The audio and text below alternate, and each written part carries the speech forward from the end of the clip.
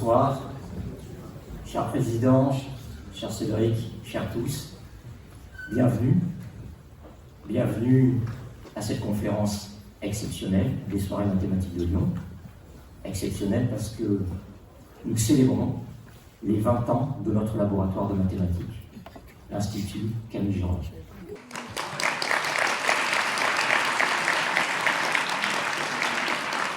Je vais immédiatement laisser la parole à Bruno Lina, puis à Véronique Momdeschamps pour un mot de bienvenue.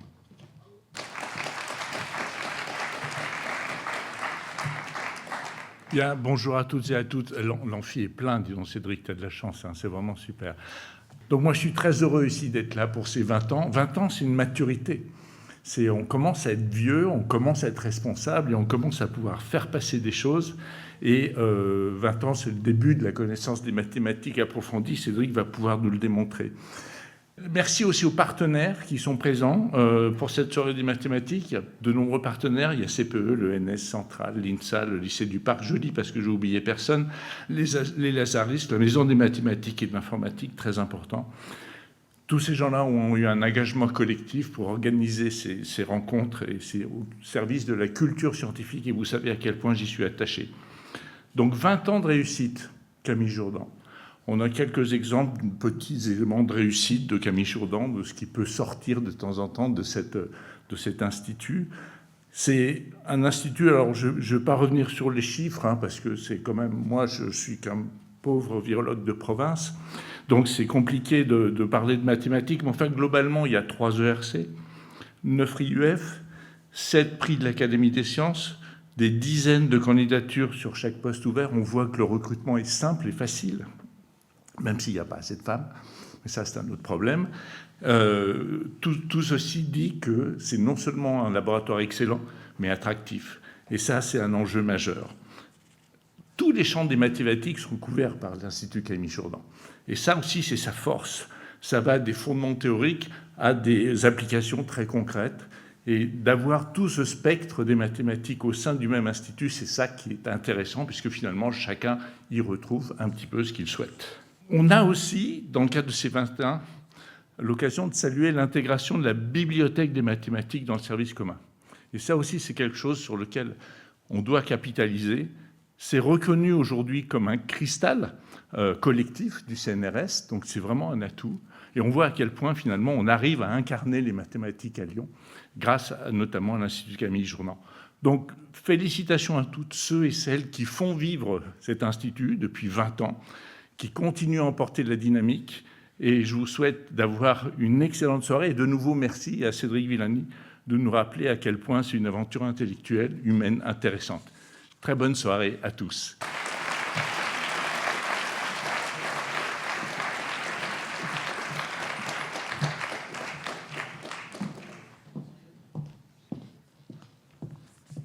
Bonsoir à tous et à toutes. Donc, moi, je suis Véronique Momdeschamps, je suis la directrice actuelle de l'Institut Camille Jordan. Donc, comme le président vient de le dire, aujourd'hui et demain, nous fêtons les 20 ans de l'ICJ. Donc 20 ans, ça veut dire que l'ICJ a été créé en 2005. C'est le résultat de la fusion de 4 laboratoires de mathématiques qui étaient déjà sur la métropole lyonnaise, disons, entre Villeurbanne et Cully. Et l'Institut Camille Jordan a été rejoint par nos collègues stéphanois, donc par le laboratoire des mathématiques unifiées de Saint-Étienne en 2011, ce qui fait qu'on est aujourd'hui une unité mixte de recherche. Donc c'est peut-être un terme barbare, mais ça veut dire qu'on a plusieurs établissements qui sont tutelles. Donc évidemment l'université Claude-Bernard Lyon 1, l'université Jean Monnet à Saint-Étienne, le CNRS, l'école centrale de Lyon et l'INSA de Lyon. Et on a aussi l'INRIA, qui est une tutelle secondaire. Donc effectivement, on couvre alors presque tout le spectre des mathématiques. Et ce sur quoi je voulais insister aussi, c'est que l'Institut Camille Jordan est en prise avec les grands enjeux sociétaux. Donc c'est l'Institut Camille Jordan, mais c'est les mathématiques et la communauté mathématique de manière générale qui est aussi en prise avec les grands enjeux sociétaux et dont les collaborations avec les entreprises. Et parmi les grands enjeux, je voulais citer l'information quantique, l'intelligence artificielle, la crise environnementale, la crise démocratique et tout ce qui touche à la médecine personnalisée. On a aussi beaucoup d'activités en lien avec la diffusion. Cet après-midi, par exemple, on avait une exposition d'objets mathématiques et de jeux mathématiques sur lesquels certains d'entre vous étaient certainement là. Voilà, donc quand on a réfléchi à l'organisation des 20 ans de l'ICJ, on s'est dit il faut faire une conférence, alors qu'on a appelé grand public ou sur un public large, donc plus large que des mathématiciennes et des mathématiciens. Et ça nous a paru évident d'inviter Cédric. Donc on est très heureux de compter Cédric Villani parmi les membres de l'Institut Camille Jordan, qui est donc... Voilà, je pense que vous savez tous que Cédric est un mathématicien de renommée internationale, qui a été lauréat de la médaille Fields en 2010, qui est, je le dis quand même, pour si certains d'entre vous ne le savent pas, l'équivalent d'un prix Nobel en mathématiques. Et voilà, donc il va nous parler des mathématiques qu'il fait, qu'il aime. Et sans plus tarder, puisque effectivement on est déjà un petit peu en retard, je passe la parole. Ah non, il y a Vincent, tu voulais dire un mot? Oui, si.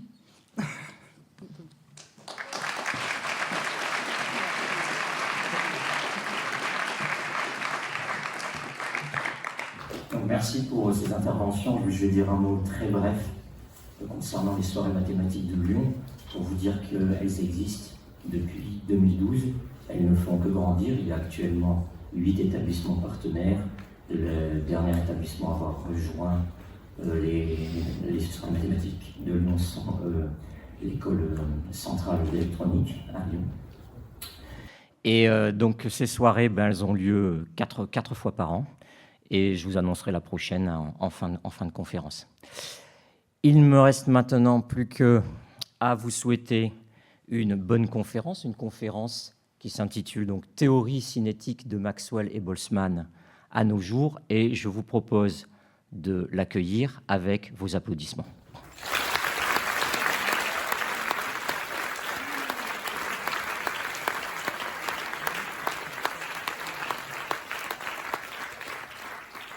Chers amis, quel heureux anniversaire à fêter ensemble. Et comme en mathématiques, on aime bien insister sur des choses anciennes et nouvelles, et qu'on est très fiers d'être dans une discipline où les vérités restent et demeurent. Albert Einstein disait « mathématiques, la plus haute de toutes les sciences, la plus prestigieuse, parce que c'est la seule dans laquelle les vérités sont établies pour toujours, sans craindre d'être remises en question ». Eh bien, on va s'inscrire dans l'histoire et ça ne va pas s'inscrire à travers les millénaires, mais quand même, on va remonter il y a 150 ans pour comprendre dans quoi on s'inscrit. Et on va remonter sur des sujets qui m'ont passionné depuis ma thèse. Alors, on va être sur un sujet d'interface ce soir, on va parler de physique mathématique. Les plus célèbres des sujets de physique mathématique, les plus importants historiquement, sont ceux qui ont trait à l'observation des astres. Ça, c'est ce que nous rappelle le tableau de gauche ici, 18e siècle, tableau de John Wright of Derby, où l'on voit un savant qui fait une conférence à partir d'une orrerie. Une orrerie, ce sont ces dispositifs qui imitent la marche des planètes et qu'on pouvait voir dans certaines institutions pour parler de science. Et ici, le tableau a suscité beaucoup d'intérêt parce que c'était un motif de culture scientifique, la science au cœur de la famille, avec les deux bambins dont le visage est éclairé bien à propos par la lumière qui représente le soleil. Il y a une lumière au centre qui représente le soleil. Les planètes qui sont en mouvement sur ces orbes, Mercure, Vénus, la Terre et ainsi de suite. Et la physique mathématique, donc culture scientifique, on a ce thème des astres et on sait bien que l'observation des astres, aussi bien les étoiles que les planètes, a été une des premières motivations pour la mathématique sophistiquée chez différentes cultures et que le problème d'expliquer la trajectoire des planètes fascinait les Grecs anciens. Et les étoiles, quand vous les regardez sur une année, Ça décrit une trajectoire circulaire, mais les planètes, c'est beaucoup plus compliqué. Ça fait des espèces de fleurs à plusieurs pétales, et ça semblait être un défi que d'expliquer pourquoi les planètes vont comme ci et comme ça. Le XVIIe siècle, avec les premières grandes théories mises en mathématiques des équations des planètes, à partir de Kepler, et la naissance de la physique mathématique moderne, avec Isaac Newton, montre bien que par l'observation des astres, sont arrivées des avancées phénoménales en physique mathématique. Avec Isaac Newton, on a les premières équations célèbres de physique mathématique, l'équation qui, dans la théorie de la gravitation universelle, régit les mouvements des planètes. Xi, la position de la planète I. Les 2 points ici, ça veut dire qu'on s'intéresse à l'accélération, la variation de la position, la constante gravitationnelle, pi, celui qu'on connaît, les masses des différentes planètes ou différents astres. Ici, il y a une somme. On s'intéresse à une équation ici qui prend en compte, par exemple, toutes les planètes plus le Soleil. Peut-être vous y rajoutez la Lune, en tout cas le nombre d'astres que vous voulez. Et la fameuse loi de Newton ici. Vous avez ici un vecteur dont la norme, c'est comme ici un truc divisé par le même truc au cube, donc l'inverse du carré. C'est la fameuse loi d'attraction universelle, proportionnelle au carré de l'inverse de la distance entre les astres. Et tout de suite naît le premier grand problème de physique mathématique, le problème de la stabilité du système solaire. Newton, ayant posé les équations, se demande: est-ce que le système solaire, s'il obéit bien à ces équations mathématiques, va rester stable pour les siècles des siècles, ou est-ce qu'il va devenir chaotique, incontrôlable? Est-ce qu'un jour, par le jeu des petites perturbations, des petites attractions entre les planètes vont s'échapper, entrer en collision les unes les autres?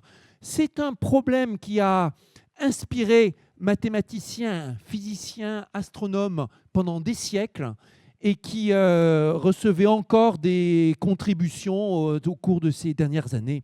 Parmi les enseignements principaux de ce problème, les astronomes mathématiciens de la fin du XVIIIe siècle, comme Laplace ou comme son collègue Lagrange, qui démontrent qu'il y a effectivement stabilité sur des périodes de temps très longues pour le système solaire, des périodes de temps de l'ordre du million d'années, à condition qu'il n'y ait pas de résonance entre les orbites des planètes. Une résonance, c'est quand les deux années sont en rapport rationnel. Par exemple, s'il faut exactement, quand vous faites un tour entier d'une planète autour du Soleil, mettons que ça fasse 7/3 fois l'année d'une autre planète, ça veut dire que vous aurez une résonance, un rapport 7/3 entre les deux orbites de ces planètes. Quand l'une tourne 3 fois autour du Soleil, l'autre tourne 7 fois autour du Soleil. Cette configuration dite de résonance est un facteur de déstabilisation. Ça, c'est l'un des premiers grands résultats de la physique mathématique. Et ça a apporté une prédiction spectaculaire, le million d'années pour l'ordre de la stabilité, bien plus long que tous les registres astronomiques dont on disposait, qui ne s'étendaient pas au-delà de quelques millénaires.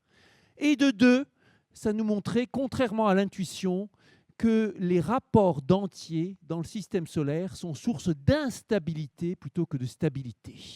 Il y avait cette très ancienne vision pythagoricienne selon laquelle les rapports d'entiers sont associés à quelque chose de stable, harmonieux. La découverte des nombres irrationnels a été un choc pour les pythagoriciens. Et avec Laplace, Lagrange, au XVIIIe siècle, on comprend qu'au contraire, si on s'intéresse au rapport des années dans le système solaire, plus c'est irrationnel et mieux c'est. Et quand on rencontre des rapports rationnels, des rapports d'entiers dans les paramètres du système solaire, c'est source d'instabilité. Ça, c'est un peu la règle du jeu. Pourquoi j'insiste là-dessus, même si ça ne va pas être l'objet principal de cette conférence? On avait là, pour la première fois, un résultat frappant de physique mathématique. Le but du jeu en physique mathématique, c'est à partir d'un phénomène physique, on le met en équation mathématique. On cherche si l'équation mathématique permet de faire des bonnes descriptions et des bonnes prédictions sur la réalité physique. Et on cherche si on trouve de nouveaux résultats physiques, de nouvelles compréhensions du phénomène physique. Et quand, au XVIIIe siècle, les astronomes français, italiens, franco-italiens pour Lagrange, découvrent ce phénomène de résonance, ils mettent le doigt avec des outils mathématiques sur un phénomène qui avait échappé à tous les astronomes et à tous les physiciens qui s'étaient chargés d'observer la ronde des astres. Et ainsi de suite. L'histoire de la stabilité du système solaire a été jalonnée après de surprises. Comme quand Henri Poincaré découvre qu'il n'y a pas d'obstacle sur de très très grandes échelles de temps à ce que de toutes petites variations des planètes induisent, si on va bien au-delà du million d'années, des variations spectaculaires dans l'ordre du système solaire. C'est ce qu'on a appelé plus tard l'effet papillon, la découverte de l'extrême sensibilité par rapport aux conditions initiales d'une évolution même mécanique, même déterministe. Plus tard, quand le mathématicien russe Andrei Kolmogorov a démontré, énoncé dans les années 1950, un théorème incroyable portant encore sur le système solaire, selon lequel, même si Poincaré montre la possibilité de très très grandes déviations par rapport à une situation stable, il y a pourtant de très grandes chances, probabilistes, au sens probabiliste, de très grandes chances que ça reste stable pour tous les temps. Une démonstration qui a stupéfait ses concitoyens. L'histoire dit qu'il a été motivé pour démontrer ce théorème parce que c'est un grand théorème qui semblait impossible, un théorème de liberté, et que juste après la mort de Staline, il avait besoin de célébrer ça avec quelque chose d'extraordinairement libre. Et pendant 50 ans, on est là dans les années 50, pendant 30 ans, allez, une bonne trentaine d'années, les mathématiciens, les physiciens croient à nouveau en un système solaire probablement stable pour tous les temps, jusqu'à ce qu'arrivent dans les années 80 les Jacques Lascar, les Scott Tremaine, avec des simulations numériques sur informatique et de nouvelles théories pour évaluer la façon dont vont les astres, démontrant numériquement que finalement, le système solaire est possiblement instable et qu'il y a peut-être 2% de chance qu'un événement juste catastrophique se produise dans l'histoire du système solaire d'ici quelques centaines de millions d'années ou milliards d'années. Événement catastrophique, ça peut être quelque chose aussi terrible que la collision entre la Terre et Vénus. Et encore plus étonnant, il y a une quinzaine d'années, Jacques Lascar nous montre que non seulement c'est impossible de prédire si ça va se produire ou pas, on en est rigoureusement probabiliste, mais qu'on ne peut pas aller plus loin que 60 millions d'années, ce qui est peanuts à l'échelle des temps pour le système solaire, 60 millions d'années pour une prédiction précise de l'évolution des planètes, et que la plus grande source d'instabilité identifiée dans le système solaire pour cette prédiction réside dans les mouvements conjugués des astéroïdes Cérès et Vesta, deux gros astéroïdes, l'un qui est parfois qualifié de mini-planète, quelque part entre Mars et Jupiter, tellement petits que du temps de Newton, on ne les prenait pas en compte, et en temps de Newton, on n'avait même pas repéré Cérès et Vesta, ça date de la fin du XVIIIe siècle, la découverte de Cérès, et dont la masse est de l'ordre du millionième de la masse du Soleil. Et bien pourtant, ces deux Lascar, Cérès et Vesta, forment une source d'instabilité, d'imprédictibilité insurmontable non seulement aux lois mathématiques, mais aux lois de la physique.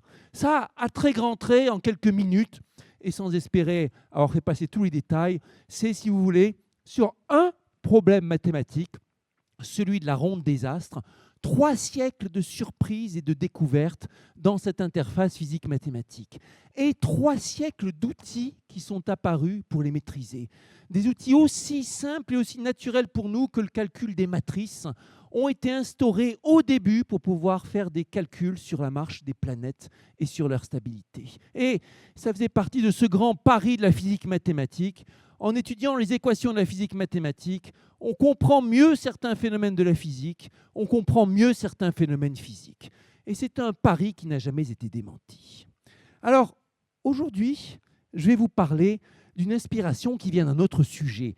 Pas la ronde des astres, mais la thermodynamique.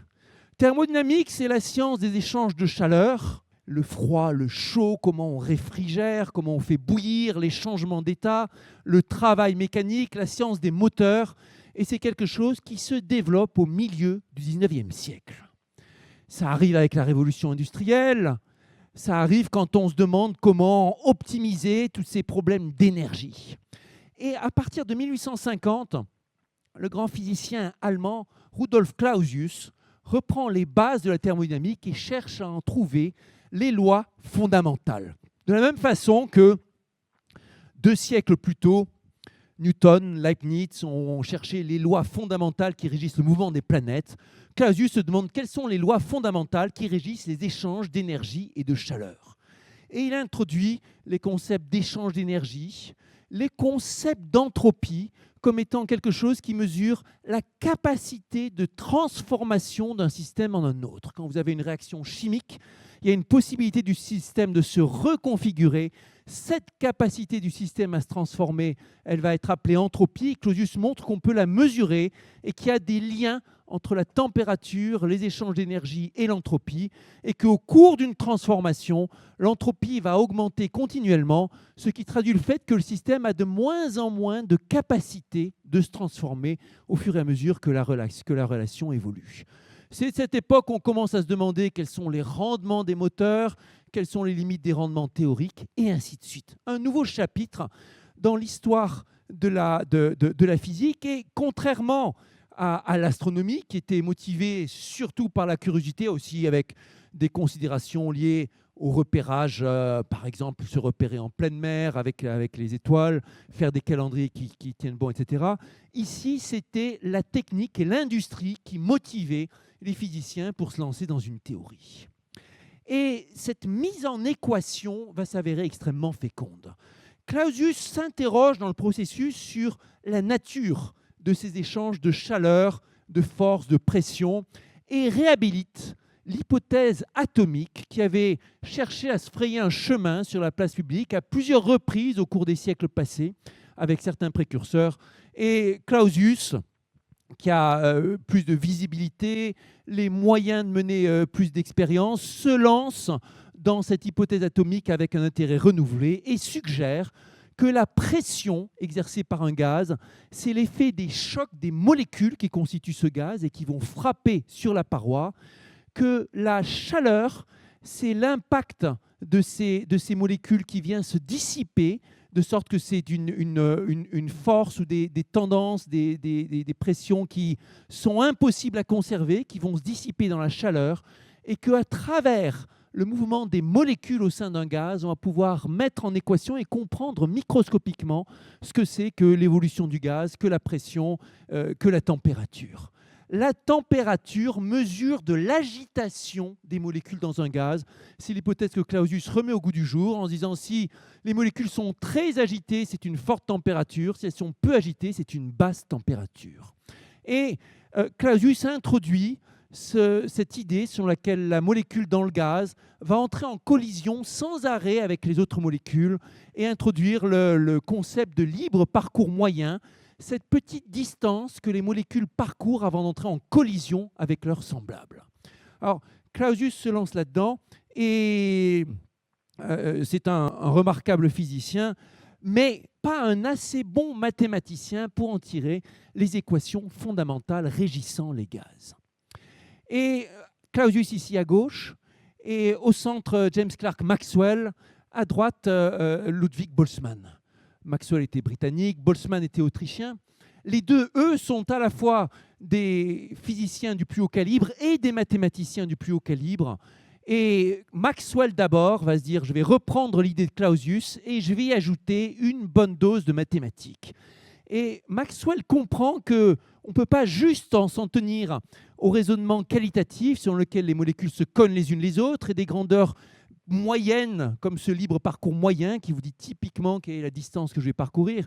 Il faut introduire les statistiques. Les molécules, elles ont une variété de vitesses et ce profil statistique des vitesses, il va contenir des informations. De la même façon que si on s'intéresse à l'âge d'une population, l'âge moyen ne suffit pas. Vous préférez avoir une pyramide des âges qui vous dit quelle est la proportion de jeunes, proportion de personnes âgées et ainsi de suite.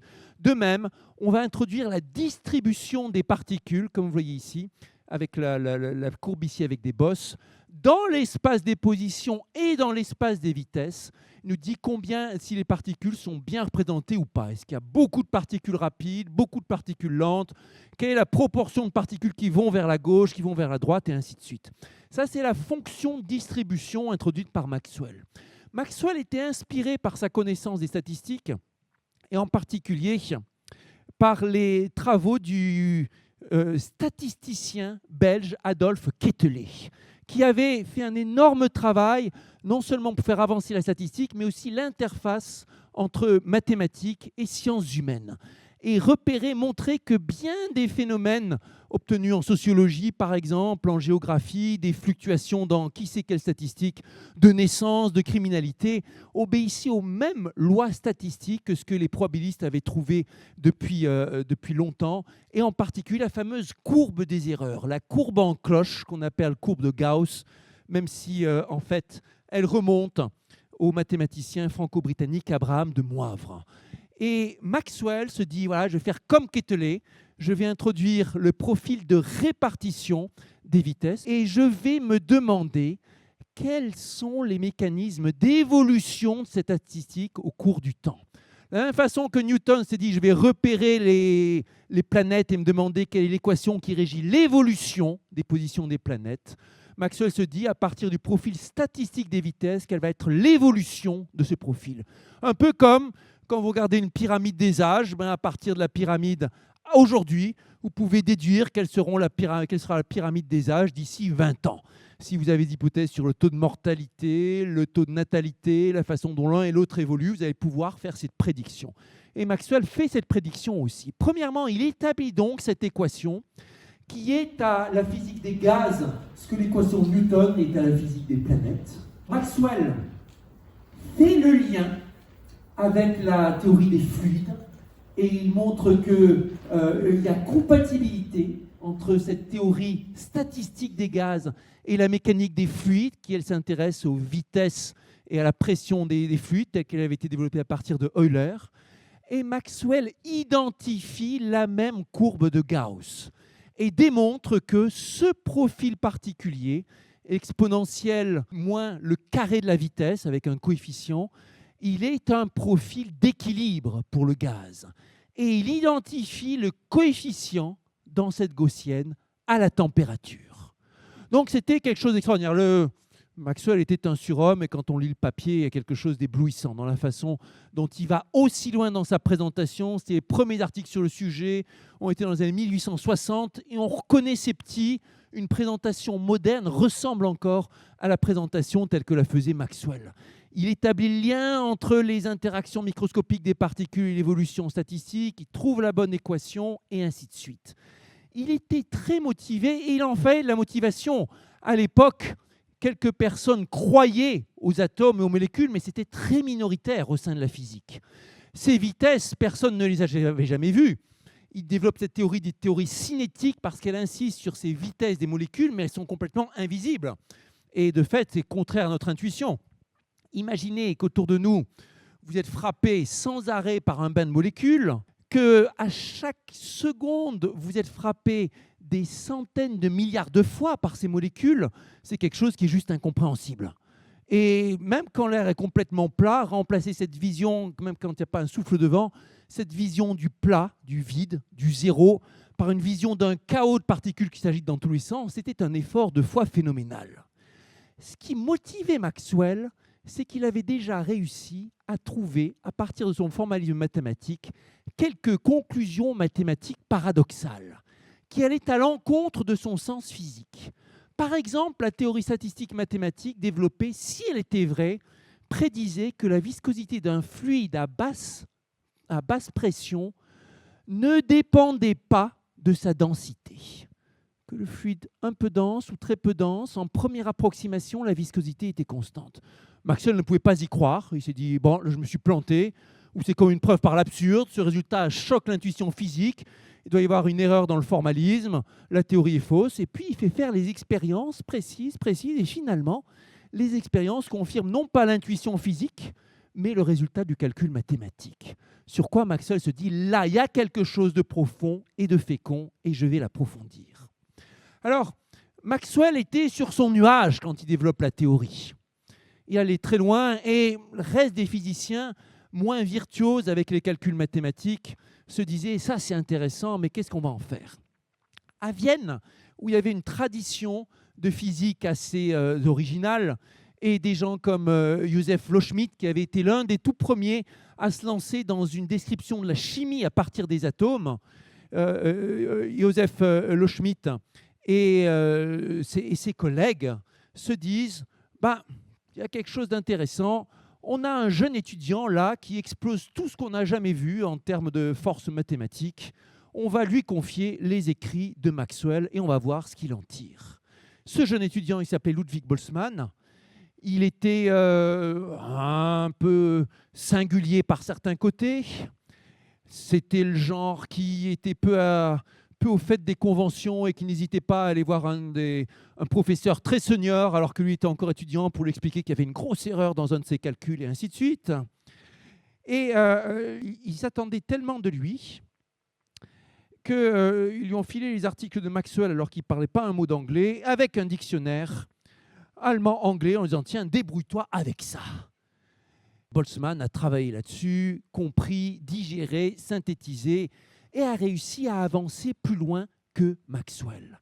Là où Maxwell avait fait le lien avec la statistique, introduit les bonnes équations d'évolution, fait le lien avec la mécanique des fluides, lui, Boltzmann, il va découvrir, il va faire le lien avec la notion d'entropie et ouvrir une nouvelle voie dans la physique et dans la science en général, la voie de l'information.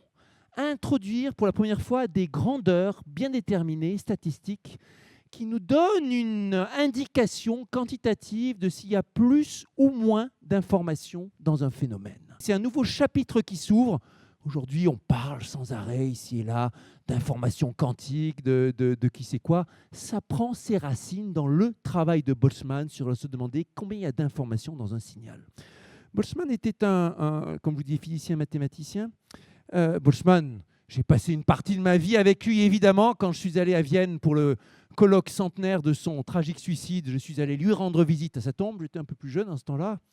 Et la tombe est fort célèbre dans le Zentralfriedhof à Vienne.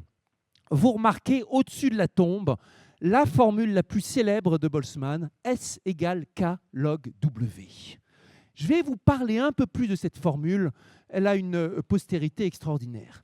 Pour la petite histoire, mais certains d'entre vous l'ont déjà entendu raconter ça, quand je suis arrivé dans ce cimetière, c'était avant l'ère des smartphones de partout et vous pouvez vous repérer ici et là, je découvre que j'étais mal barré pour retrouver la tombe de Boltzmann parce que le cimetière est absolument gigantesque. Comme on sait, dans cette partie du monde, il y a une grande rivalité entre Vienne et Zurich pour être la capitale scientifique de cette partie du monde, entre la Suisse germanique et l'Autriche. Et la blague chez les Viennois, c'est Zurich est un peu plus grand que notre cimetière central, mais même pas à moitié aussi rigolo. Et le cimetière central de Vienne, c'est un monde, une ville gigantesque. Vous avez des gens enterrés ici et là, un peu partout, les célèbres, vous savez qu'il y a Malheur, vous savez qu'il y a tel ou tel. Mais si vous n'avez pas préparé votre coup, votre visite, vous n'avez pas un plan, vous êtes perdu. Alors je demande mon chemin à des indigènes que je vois sur un banc. Vous ne pouvez pas m'aider, trouver un plan? Ils me disent non, il n'y a pas de plan, qui vous cherchez? Et je réponds fièrement Boltzmann. Et le père de famille me répond S égale K log W. Et je savais que j'étais entre confrères, quelqu'un qui connaissait la formule, son sens, son importance, et ainsi de suite. C'est lui qui m'a mené à la tombe. Et derrière la formule, on va l'expliquer, il y a un chapitre entier mathématique qui s'est ouvert. Alors, petite citation de Boltzmann, on va le faire parler, et aussi pour montrer à quel point, je vous dis un physicien qui aime la mathématique, à quel point il vous parle de la mathématique avec accent poétique. Là, c'est pour l'éloge funèbre de Maxwell. Et Boltzmann nous dit, de même que dès les premières mesures, un musicien reconnaît Mozart, Beethoven ou Schubert, les mathématiciens distinguent, après quelques pages, entre Cauchy, Gauss, Jacobi et Helmholtz. Une extrême élégance formelle jointe à quelques fragilités dans l'armature des déductions, caractérise l'école française. Ça, c'est intéressant, quand vous y réfléchissez, c'est très vrai. La plus grande force dramatique est la marque de l'école anglaise et avant tout de Maxwell. Qui ne connaît sa théorie dynamique des gaz? Tout d'abord se développent majestueusement les variations des vitesses. Ensuite s'insèrent les équations d'état et le chaos des formules se gonfle de plus en plus. Tout à coup retentissent les 4 mots « put n equal 5 ». Le méchant démon V disparaît, comme en musique une figure turbulente et qui jusque-là dominait l'ensemble se tait subitement devant la basse. Comme sous le coup d'une baguette magique, s'ordonne ce qui auparavant paraissait indomptable. Le temps manque de justifier telle ou telle substitution, que celui qui n'en saisit pas la raison jette le livre. Maxwell n'est pas un musicien à programme qui donne de ses notes une explication.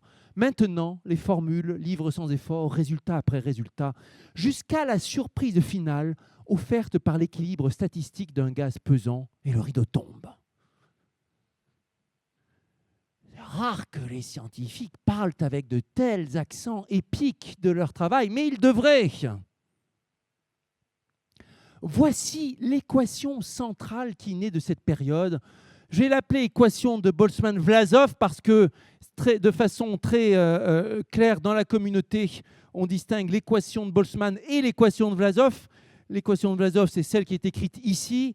L'équation de Boltzmann, c'est celle qui est obtenue en remplaçant le zéro par l'expression que j'ai indiquée en bas.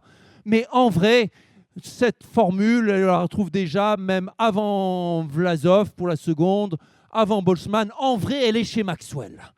Mais comme on sait bien, en science, les formules ou les équations ne portent que très rarement le nom de leur inventeur ou de leur découvreur. Elles portent le plus souvent le nom de quelqu'un qui les a retrouvées, redécouvertes, ou parfois qui s'est imposé, ou qui a su en faire quelque chose de neuf. Et dans le cas de Boltzmann, il a su exploiter l'équation de Maxwell pour en faire quelque chose qui l'a transcendé. Alors, comment on la lit, cette équation, quand on est mathématicien? Il y a un F, c'est la star, c'est la distribution statistique que j'évoquais tout à l'heure. La question, c'est l'évolution de cette distribution des vitesses et des positions. C'est elle, la distribution, le profil cinétique des gaz. Et puis, il y a des variables X et V. X pour la position, V pour la vitesse. C'est une équation aux dérivées partielles. Elle vous annonce une tendance. S'il y a une variation dans une certaine direction, alors il y aura une variation dans une autre direction automatiquement. S'il y a certaines tendances, si ça varie d'une certaine façon par rapport aux positions, alors ça va varier d'une certaine façon par rapport au temps et à la vitesse, et ainsi de suite. Donc une relation entre ces variations. Les triangles renversés sur leur pointe, là, sont des nablas, sont des dérivés par rapport à certaines variables. Dérivés par rapport à x, c'est la tendance par rapport à x. Dérivés par rapport à v, c'est la tendance par rapport à la vitesse, etc. Il y a des S allongés, symbole introduit par Blaise Pascal pour dire la somme, l'intégration. C'est quand on s'occupe de sommer tous les effets, faire une intégration. Donc, il y a les différenciations, on regarde la tendance, et les intégrations, on s'occupe de sommer tous les effets. Le F ici, c'est une force.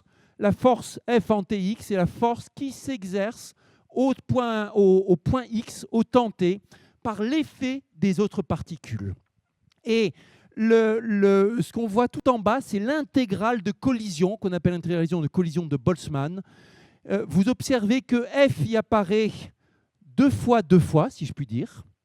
2 fois ici et ici, sous la forme d'un produit, et ici sous la forme d'un produit. Un produit vous traduit la non-linéarité de l'équation, le fait que les molécules cognent les unes contre les autres, et qu'il y a donc un effet de l'équation des particules sur elles-mêmes. Ici, vous avez V étoile, vous pouvez y penser comme les vitesses des particules avant qu'elles soient entrées en collision. V' étoile, les vitesses des particules après qu'elles sont entrées en collision. Donc, cette partie-là, elle vous parle des changements dans la distribution statistique qui sont venus du fait de la rencontre, des collisions entre particules. Quand 2 particules se rencontrent, leur distribution change, leur vitesse change, et ça change le profil statistique. Et la partie qui est au-dessus avec le F, elle vous parle des forces exercées collectivement par les particules. Cette particule peut être un électron. Si je suis un électron, tous les autres électrons me repoussent. Ce sont les lois de l'électrostatique, 2 charges négatives se repoussent. Et donc je ressens une influence collective de tous les autres, même s'ils sont loin. Et ça, c'est la force qui intervient dans l'équation. Les rapports respectifs entre la partie force et la partie collision déterminent la dynamique de l'équation. Selon les interactions, ce ne sera pas exactement la même dynamique.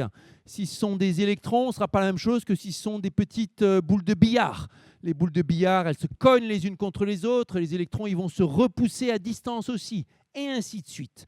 Et déjà, Maxwell se demande, en fonction de l'interaction, comment on va varier l'équation, et il montre que pour une certaine interaction très particulière, quand la force varie comme l'inverse de la puissance 5e de la distance entre particules, eh bien, il y a une simplification importante dans l'équation.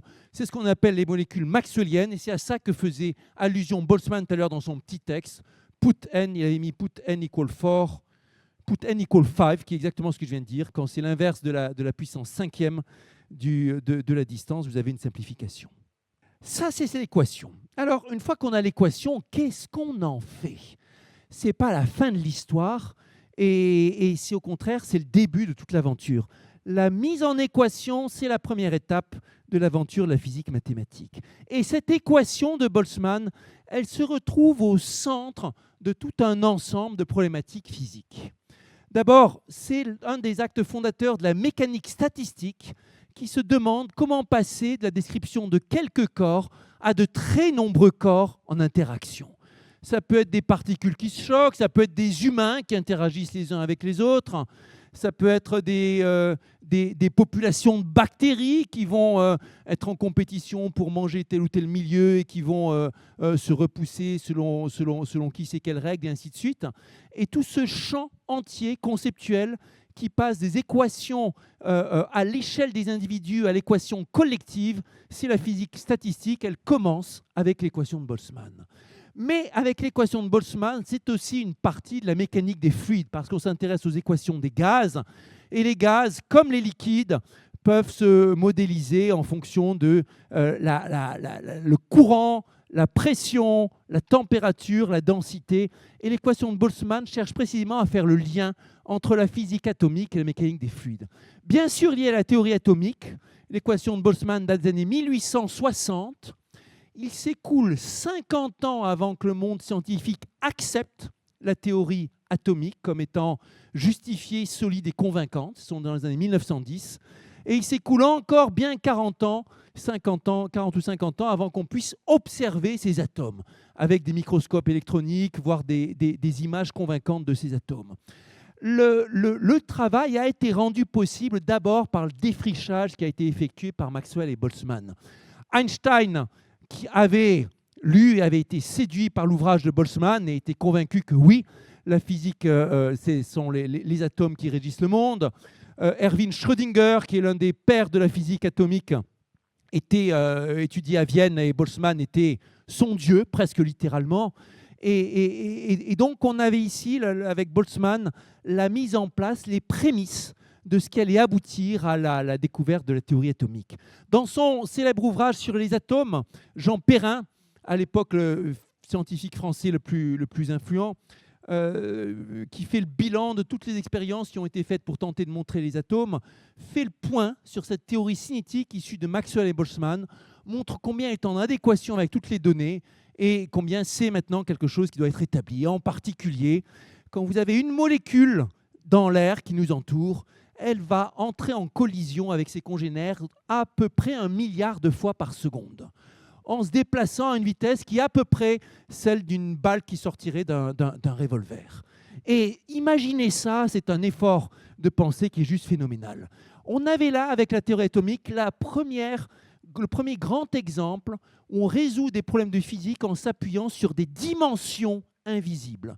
Invisibles à l'observation et invisibles à l'intuition.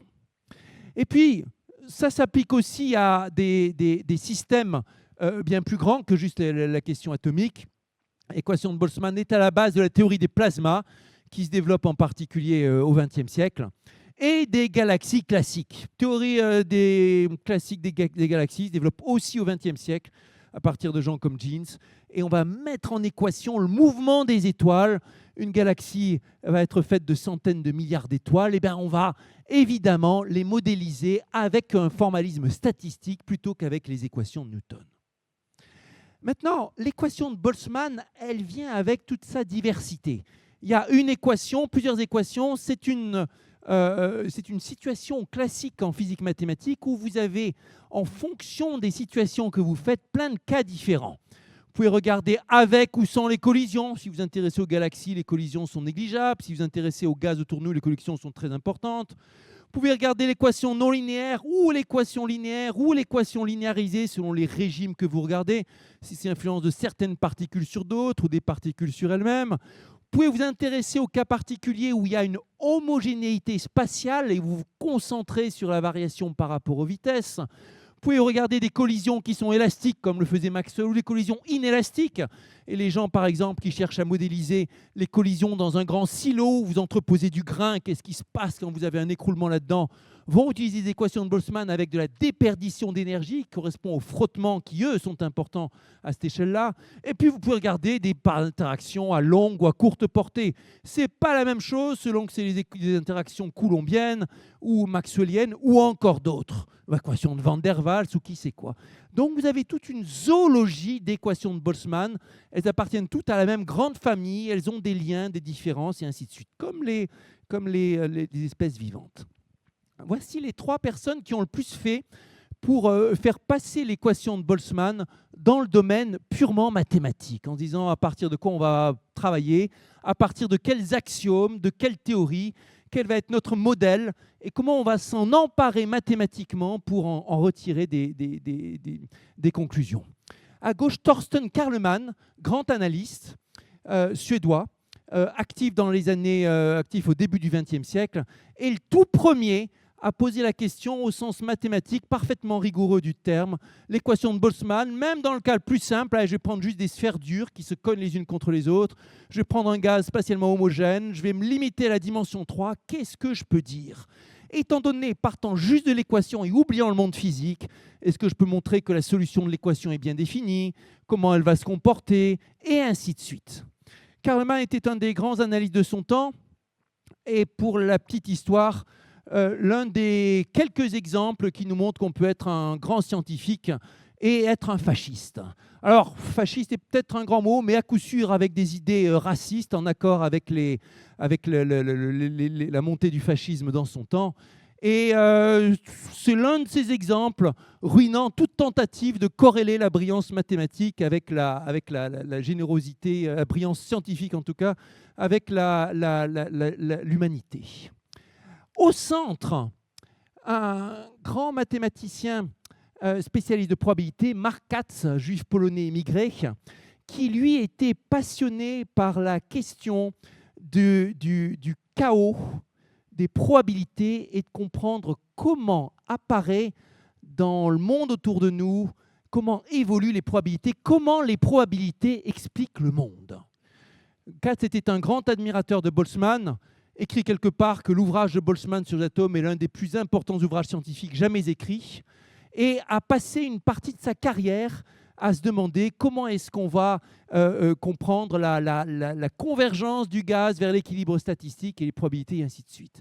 Et à droite, le mathématicien américain Harold Grad, qui lui était inspiré par l'ingénierie et travaillait au Courant Institute, un de ces endroits où, en particulier après la Seconde Guerre mondiale, il y a eu un travail extraordinaire pour marier les applications et la théorie, et lui se demandait comment je vais mettre sur pied une théorie cohérente des équations de la mécanique des fluides qui me permettent de travailler rigoureusement de fonder rigoureusement tous les outils que nous utilisons en ingénierie, en mathématiques.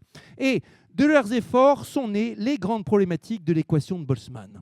Des grandes problématiques qui sont analysées qualitativement les solutions de l'équation, comment elles se comportent, est-ce qu'elles sont régulières, pas régulières, continues, discontinues, est-ce qu'elles ont des sauts et qui sait quoi.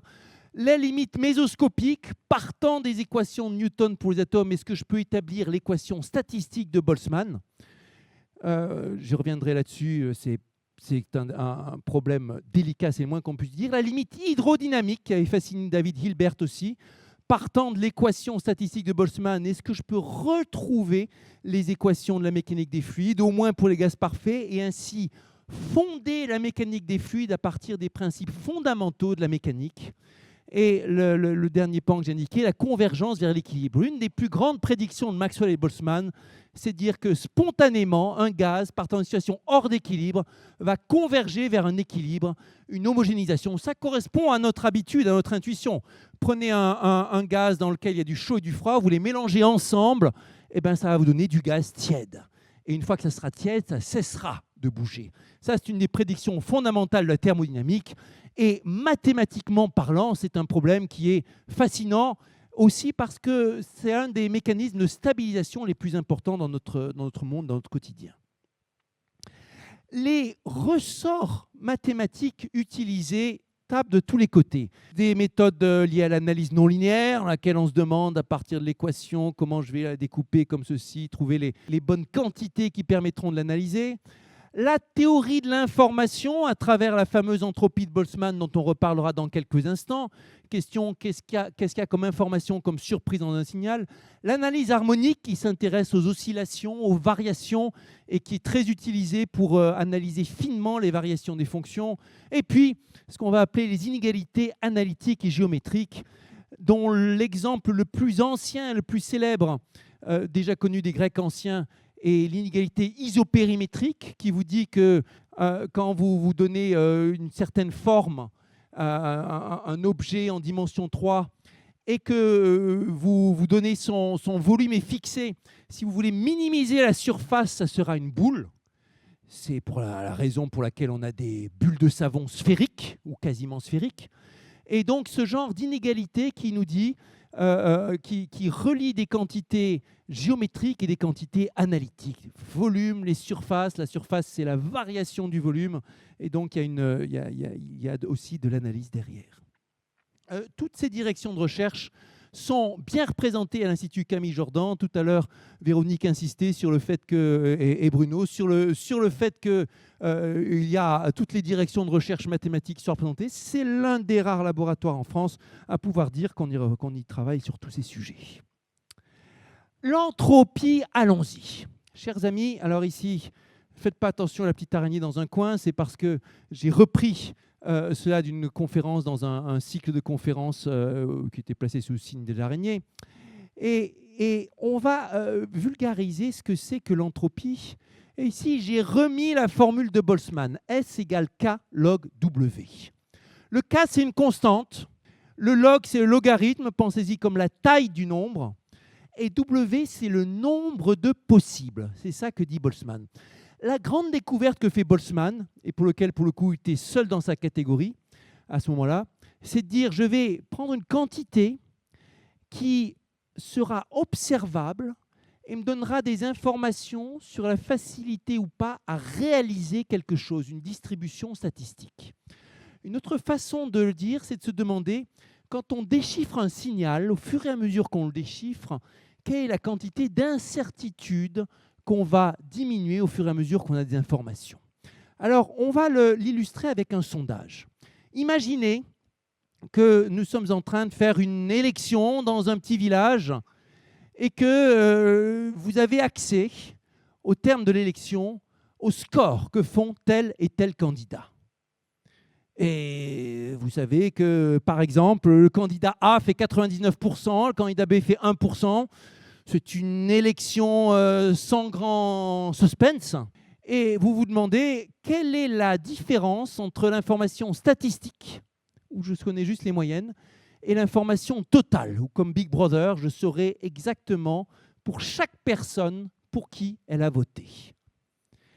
Alors, dans ce cas-là, 99% pour A, 1% pour B, mettons qu'il y ait pile 100 personnes dans le village, l'information qui vous manque, elle peut se résumer en une phrase, il faut savoir quelle est la personne qui a voté pour le candidat B. Ça vous donne combien de possibilités? Exactement 100. Pas forcément B qui a voté pour lui-même, qui sait. Donc il y a exactement 100 possibilités. Et donc le nombre de possibles compatibles avec l'observation statistique est égal à 100. W sur cet exemple est égal à 100. Logarithme de W, c'est la taille de 100. 100, il y a 2 zéros. Log W, ça va être égal à 2. Si vous prenez en base 10, multiplié par la constante K, vous obtenez l'entropie. 100, c'est un nombre qui est un peu grand, mais en fait très petit dans ces problèmes combinatoires où systématiquement les nombres deviennent très grands. Autre cas de figure, 2% maintenant. L'élection est un peu moins totalitaire. Eh bien, l'inconnu, c'est 2 personnes parmi 100. Il y a des formules combinatoires pour ça. On apprend au lycée à calculer exactement c'est quoi le nombre de façons de choisir 2 personnes parmi 100. Et quand vous faites l'application numérique, vous trouvez qu'ici, B, c'est 4950. Je suis passé de 1% à 2%. Le nombre de possibles est passé de 100 à 4950. Ça a pas mal grimpé déjà. Donc, on est passé des centaines à des milliers. Si maintenant je passe à 3%, W devient 161 700. Ça grimpe bien plus vite. Si maintenant c'est 50%, 50%, ben là, le nombre de possibles est gigantesque. Le nombre de configurations microscopiques de votes compatibles avec les distributions statistiques, c'est un nombre qui est bien grand. Hein, ça, là, on a les millions. Là, on a les milliards, si je ne dis pas de bêtises. C'est quoi ça? Les billiards, les trilliards, les quadrilliards. Bon, 100 quadrilliards, si je ne me suis pas planté. En tout cas, un nombre qui va être gigantesque. Et ceci justifie que je prenne son logarithme pour regarder sa taille. La configuration 50-50, c'est la configuration qui amène le plus d'incertitude. C'est normal. Et Boltzmann, avec cette formule, il vous dit non seulement on va quantifier ainsi l'incertitude qu'il y a dans un signal statistique, mais ensuite il va l'appliquer au gaz.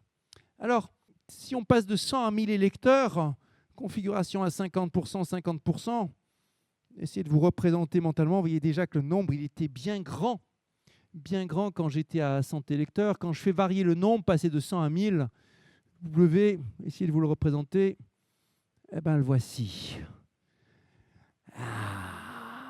C'est là qu'on voit la puissance de la combinatoire. Dès qu'on travaille avec ce genre de choses, les nombres explosent. Et si on se pose la question, alors, si j'applique la formule de Boltzmann à ce nombre qui semble gigantesque, S égale K log W, je vais trouver une entropie qui sera absolument ridiculement petite. Vous la voyez là, S. Pour 2 raisons. D'abord, j'ai pris le logarithme qui passe d'un nombre gigantesque à juste le nombre de chiffres en gros. Et ensuite, j'ai multiplié par la constante K qui est minuscule. Pourquoi elle est minuscule? Parce qu'elle a été calibrée pour donner un résultat acceptable à notre échelle, pour lesquelles ce n'est pas des populations d'un millier d'électeurs, mais des populations d'un milliard de molécules de gaz. Et donc la constante, elle doit être très très petite pour que les nombres soient utilisables. Alors, si justement, maintenant, j'ai plus des électeurs, mais j'ai des particules, n égale 10 puissance 15, un gaz dilué dans une boîte, donc un million de milliards de particules, j'applique la constante de Boltzmann K, qui est en 10 puissance moins 21, le W, il est monstrueux, je ne vais pas vous l'écrire, il me faudrait 1 milliard de livres, chacun comprenant 1 milliard de caractères. Et en revanche, je peux vous calculer l'entropie à partir de la formule de Boltzmann.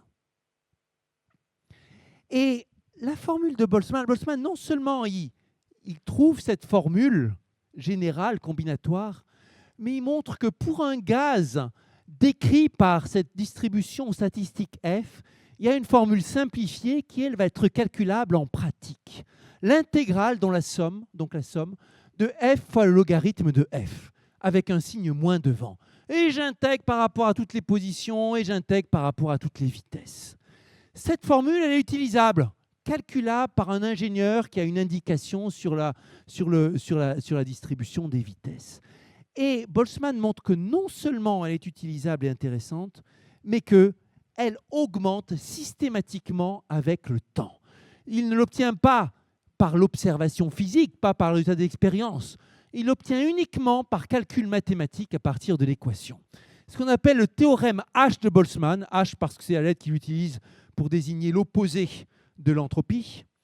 Et c'est la refondation statistique, mathématique, de ce grand principe de la thermodynamique selon lequel l'entropie, dans un système conservatif isolé, ne peut qu'augmenter.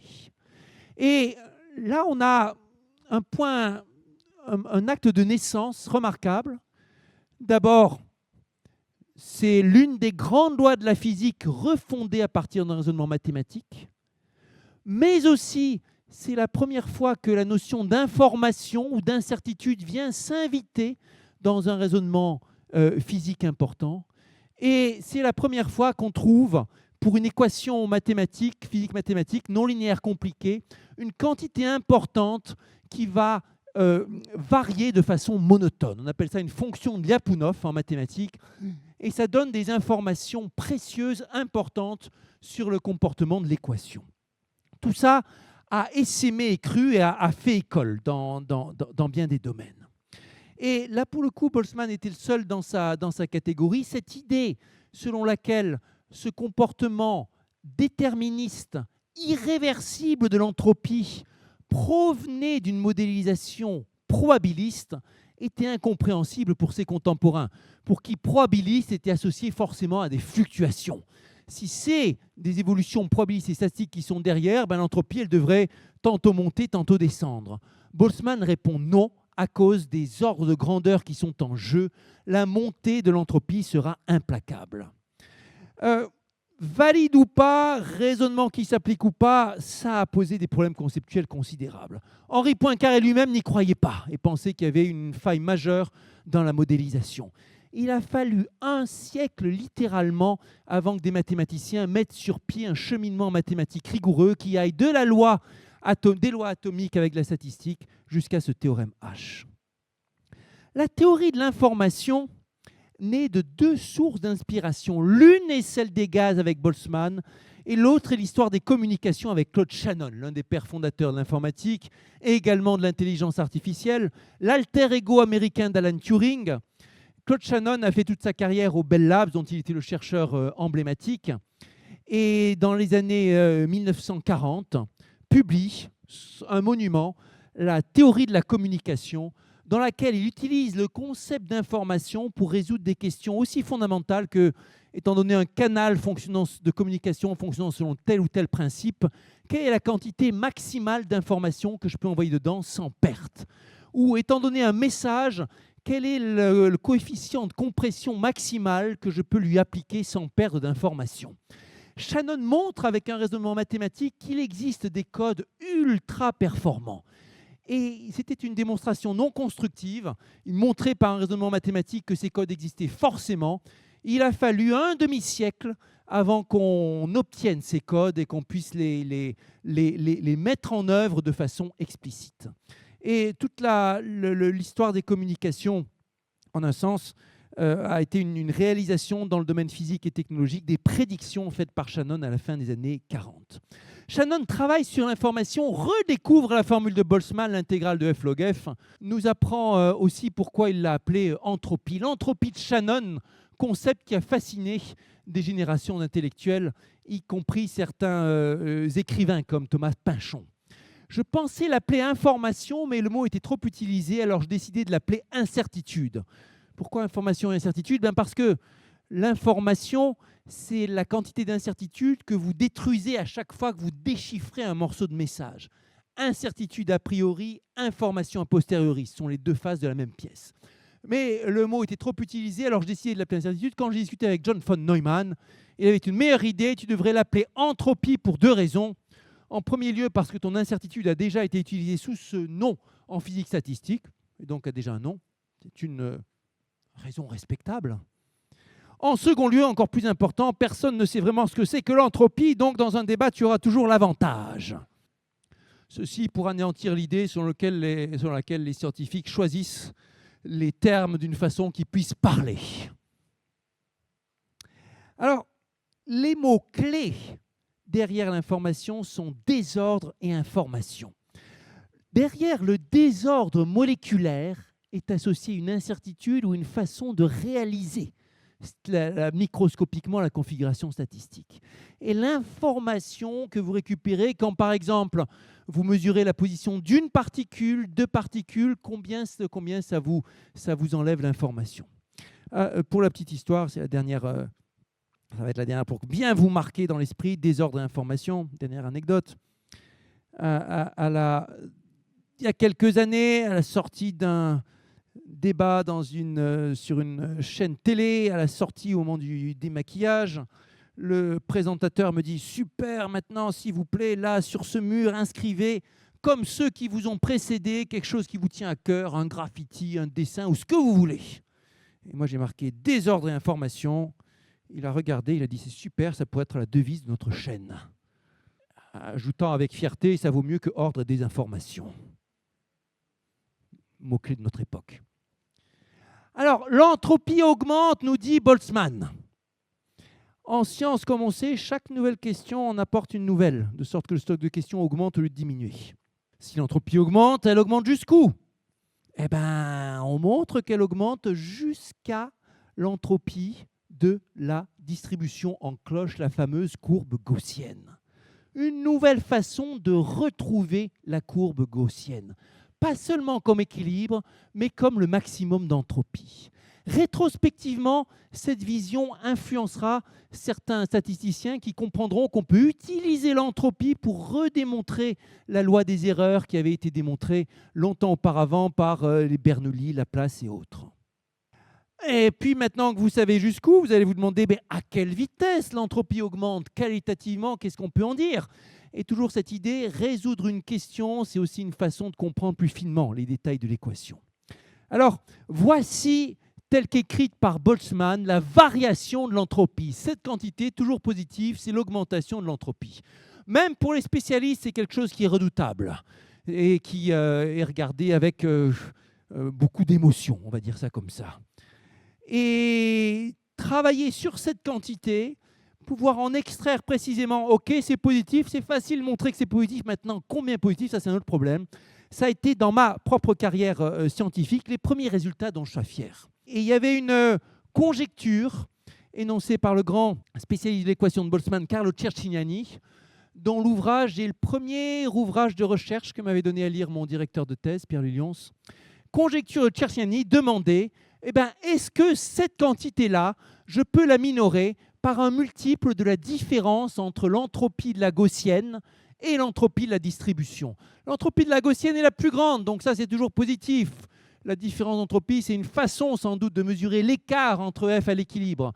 Est-ce que la production d'entropie, elle va être toujours au moins égale à un multiple de cette quantité? Et trouver ma voie là-dedans, ça a été le premier grand coup de chance dans ma carrière aussi. J'étais en visite chez un autre mathématicien italien, Giuseppe Toscani. J'étais jeune thésard à l'époque, tout plein d'émotions. J'avais rencontré Toscani dans un colloque quelques mois auparavant où je lui avais, comme Boltzmann dans le temps, montré une erreur dans un de ses papiers. Et on était devenus très copains avec Toscani à la suite de ça. Il m'avait invité à Pavie pour bosser sur cette conjecture de Cercignani. Il disait ouais, j'ai une idée un peu délirante, tu vas me dire, on va rajouter une diffusion de Fokker-Planck, regardez comment ça varie, faire tendre le bruit vers zéro, est-ce qu'il en reste quelque chose, etc. Pourquoi pas? Et lui, il était directeur de labo, donc il passait tout son temps à faire de l'administration, il n'avait pas le temps de vérifier mathématiquement sa belle idée. Je vois Bruno qui rigole. Et donc il m'a confié ça, moi j'étais thésard, j'avais tout mon temps. J'ai commencé à faire les calculs, j'ai regardé, on regarde la dissipation, comment est-ce que se comporte l'entropie si on lui applique l'équation de la chaleur, ça va faire des calculs encore plus compliqués, et là ça va refaire et tout. Et j'ai vite compris, après quelques heures, que la belle idée de Giuseppe Toscani n'avait aucune chance de marcher, et qu'elle était même d'une grande naïveté. Mais, faisant les calculs, quelque chose avait attiré mon attention. Il y avait une identité remarquable qui sortait. 8 termes différents à différents endroits du calcul qui se recombinaient pour faire un carré parfait. Quand vous tombez là-dessus, vous dites ça, c'est pas un hasard. C'est trop beau pour être inutile. Et c'était la marche vers la solution de la conjecture de Cercignani. Cette identité qui vous donnait une relation entre la production d'entropie, sa dissipation par l'équation de la chaleur ou son évolution et la différence des entropies. Et ça a été le lancement de toute une série de travaux pour évaluer à quelle vitesse augmente cette entropie. Pour les curieux qui passeraient visiter la Fondation Cartier pour l'art contemporain à Paris, vous y trouverez un petit film réalisé par l'artiste Jean-Michel Alberola, filmant ma main en train de présenter, comme à un séminaire, comme à des collègues, avec la bonne vieille craie et le bon vieux tableau noir, qui restent les meilleurs instruments de communication qu'on ait trouvés entre mathématiciens, en train de présenter le cœur de cette preuve de l'inégalité de Cecchiniani. Et ça le fascinait, lui, Alberola, de voir les dessins des mathématiciens avec les arabesques, des formules, des symboles, avec un sens, et la poésie de la craie qui va et vient, des petites poussières de craie qui s'envolent, et ainsi de suite. Alors, c'était le début de notre question. Une fois qu'on a l'augmentation de l'entropie, est-ce qu'on peut en montrer la convergence vers l'équilibre? La production de l'entropie dépend, pour l'instant, ce que je vous ai montré, c'est en tenant compte uniquement des collisions, mais dans l'équation de Boltzmann, il y a aussi les moments où les particules, elles vont en ligne droite au lieu de collisionner. C'est un autre terme dans l'équation qui, lui, ne fait ni augmenter ni descendre l'entropie. Ça fait que ça le garde constant. Et dans l'équilibre entre ces deux termes, vous pouvez vous retrouver avec toutes sortes de complications. Ça a été une autre aventure réalisée en grande partie avec Laurent Desvillettes pour aboutir à un autre résultat, autre théorème. Les solutions uniformément régulières de l'équation de Boltzmann convergent bien vers l'équilibre et c'est quantifiable. Et il y avait un retour sur intuition physique à notre étude mathématique. Nous montrions, et c'était confirmé par simulation numérique, réalisée ici à Lyon à l'époque par Francis Filbé, montrant que le gaz, s'approchant de l'équilibre, a tendance à passer par des états qui sont plutôt homogènes et d'autres qui sont plutôt hydrodynamiques, plutôt homogènes, plutôt hydrodynamiques, selon des oscillations qui avaient été loupées par les physiciens travaillant sur le sujet. Et c'était le développement de nouvelles aventures. Alors, notre théorie avec Laurent Desvillettes s'appliquait que pour des solutions très régulières. Vous voyez donc venir la question, est-ce que les solutions sont très régulières ou pas? Est-ce qu'on peut quantifier s'il y a un défaut de régularité? C'était une des toutes premières questions que m'avait posé mon directeur de thèse le jour même, premier jour de thèse. Parmi les questions qu'on pourra regarder, un théorème qui dise si telle ou telle quantité physique reste contrôlée, alors la solution reste régulière. On était en 1995 et il a fallu attendre avant que le programme soit complet. Les années toutes récentes, les années 2020. Et à la fin, un certain nombre de contributeurs, en particulier Clément Mouot, Stéphane Michler, Yann Gouault, leurs élèves, leurs collaborateurs, collaboratrices, arrivent après beaucoup de temps. Oui, la thèse de Clément Mouot était aussi soutenue à Lyon. C'était mon premier élève. L'équation de Boltzmann dans une boîte périodique. Alors une boîte périodique, pour ne pas s'embarrasser avec les boîtes réfléchissantes qui posent plein de maux de tête, dans un premier temps, comme il est d'usage en physique aussi, on prend une boîte imaginaire, idéale, dans laquelle une molécule qui sort d'un côté va rentrer dans l'autre instantanément, de sorte qu'il y a toujours une périodicité dans la distribution des particules, comme dans le Pac-Man pour ceux qui ont joué à ce jeu antique. Dans une boîte périodique, en tout cas, avec densité et température contrôlées, reste uniformément lisse, pas d'explosion, pas de discontinuité, et se régularise pour des interactions à longue portée. Et derrière encore, de nouveaux théorèmes, de nouveaux résultats, de nouvelles avancées. Amortissement Landau a été un autre de ces problèmes liés à l'équation de Boltzmann avec lesquels j'ai cheminé une partie de la vie, et c'est pour le coup le résultat qui a fait pencher la balance du bon côté pour la médaille Fields de 2010. Pour comprendre l'amortissement Landau, on va dire qu'il s'agit maintenant de continuer encore la discussion vers l'équilibre, mais dans un régime où non seulement on a des collisions qui sont, je vous disais tout à l'heure, une fois qu'on a tenu compte des collisions, on peut avoir un problème parce que les collisions, elles transportent. Transport, c'est quand les particules ne se collisionnent pas, ont des allers-retours et des oscillations entre l'un et l'autre. Et maintenant, s'il n'y a plus de collision du tout, est-ce que ça va encore tendre vers l'équilibre? La première réponse intuitive, c'est non, parce que ce sont les collisions, les frottements internes au gaz qui provoquent l'équilibre. Et pourtant, voici donc l'histoire de l'amortissement Landau.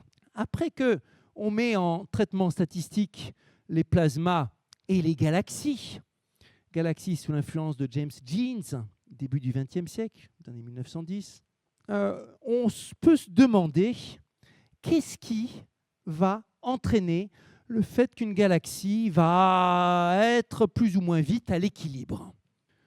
Tout à l'heure, je vous ai indiqué les deux termes. Vous reconnaissez là le terme de collision. Et puis le premier terme que je vous ai indiqué, terme de Vlasov, terme de Boltzmann. Si on gomme le terme de gauche et qu'on garde juste le terme de droite, l'entropie est constante. Plus d'augmentation d'entropie, plus de raison d'aller vers un état gaussien, plus d'irréversibilité et une histoire complètement différente. La physique de Boltzmann nous dit s'il y a augmentation de l'entropie, il y a stabilité. Et pendant un moment, on a pu se dire, dans les galaxies, c'est ça qui se passe. L'entropie augmente sous l'effet, par exemple, de ce que les étoiles, de temps en temps, passent près les unes des autres, et ça induit des variations chaotiques qui nous font aller vers un équilibre. Et jusque dans les années 60, on y a cru. C'était les thèses en vogue chez les astrophysiciens. Jusqu'à ce que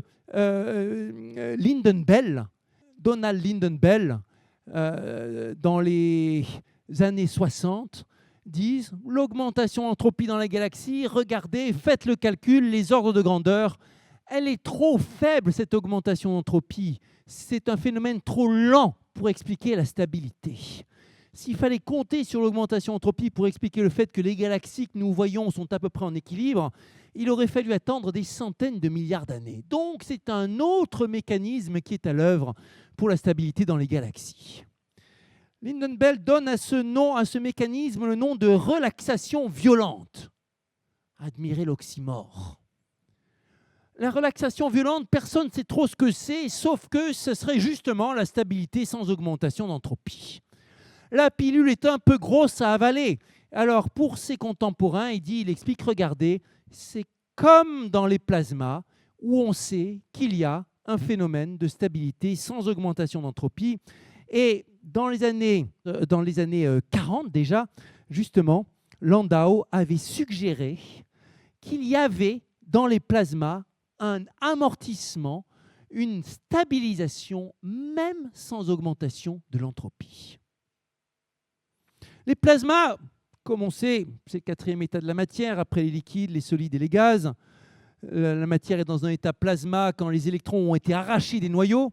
Et vous avez comme une soupe de particules chargées positivement les ions ou négativement les électrons qui interagissent à travers les interactions électrostatiques. Et vous vous demandez comment ça évolue.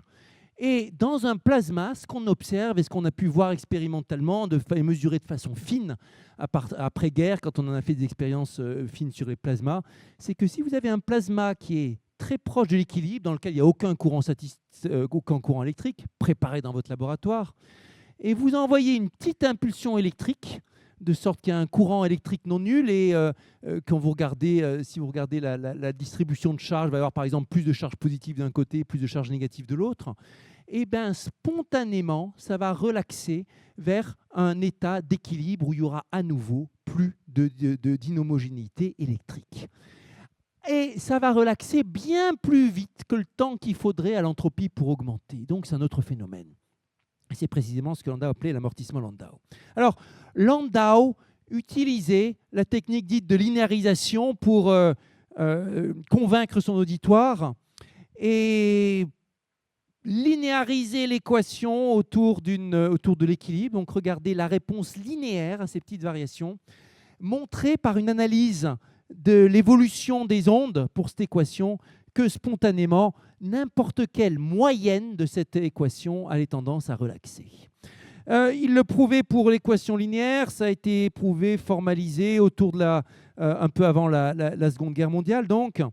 Et pourtant, le problème était resté entier de savoir si on avait le droit de passer de l'équation non linéaire à l'équation linéaire. Le problème était resté entier. Et même, je dois dire, ça n'intéressait pas grand monde. Il y avait quelques personnes qui y avaient réfléchi, quelques articles de recherche qui avaient pointé du doigt en disant « mais c'est très difficile, regardez, il y a une difficulté conceptuelle majeure là pour passer du non linéaire au linéaire sur cette équation en temps grand. Et donc, pourquoi est-ce que les solutions… » Backus, dans les années, le physicien Backus, dans les 1960, suggérait même, après une analyse de la linéarisation, que l'analyse mathématique détruisait tout espoir de pouvoir fonder l'équation non linéaire sur l'équation linéaire. Est-ce que la simplification est acceptable ou inacceptable? En 2009, avec Clément Mouot, nous avons résolu ce problème et montré qu'il y a effectivement stabilité non linéaire autour de l'équilibre. Non seulement on a résolu le problème, mais on a comme réexhumé le problème, montré qu'il était intéressant, que sa solution était intéressante, que la solution contenait des enseignements physiques et qu'elle était source de nouvelles questions et de nouveaux problèmes. En particulier, nous montrions qu'il y a un lien entre 3 célèbres paradoxes de la physique classique du XXe siècle. Cet amortissement Landau non linéaire qui dit si vous avez un plasma très proche de l'équilibre et vous lui faites une petite pichenette, il va quand même y avoir une régularisation, même sans augmentation d'entropie. La théorie de Kolmogorov sur le système solaire, selon laquelle, en l'absence de résonance, quand on s'intéresse à des petites interactions entre planètes autour d'un système solaire avec une très forte probabilité, ça va rester stable pour tous les temps. Et le phénomène d'écoplasma, phénomène paradoxal, mis en œuvre expérimentalement dans les années 1960. Si vous avez un plasma et que vous envoyez une petite impulsion à un instant dans votre plasma, à une certaine fréquence spatiale bien déterminée, puis vous laissez le plasma relaxer, puis vous envoyez une autre petite impulsion, pas trop tard, pas trop tôt, dans le plasma, et puis vous le laissez relaxer, vous attendez un tout petit peu et vous verrez, à partir de rien, une nouvelle impulsion ressurgir, comme un écho.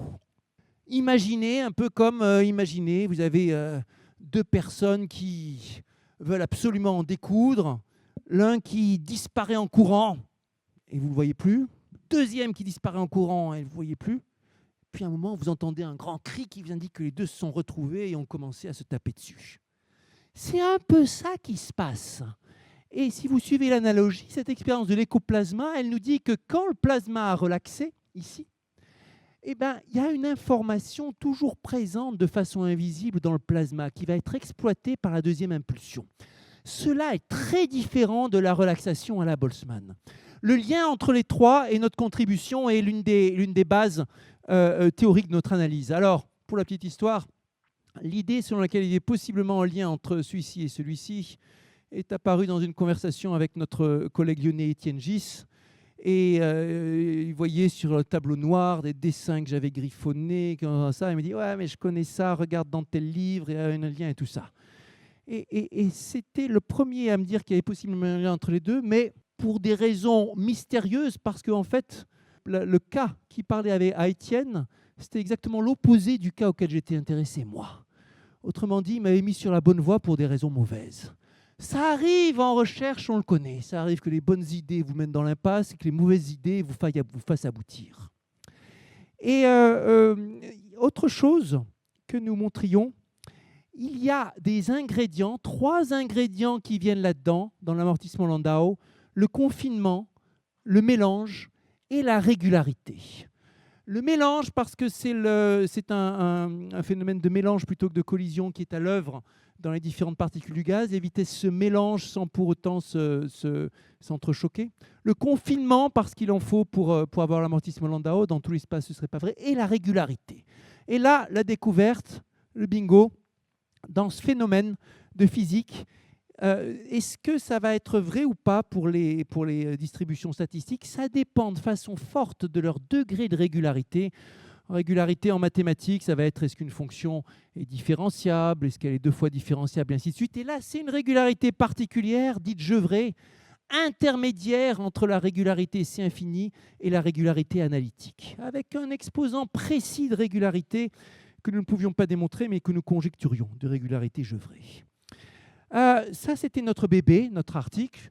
Ici, c'est un exposé un peu tout public dans lequel je montre peu de formules et il y a beaucoup d'explications avec les mains. Mais derrière, vous avez la démonstration.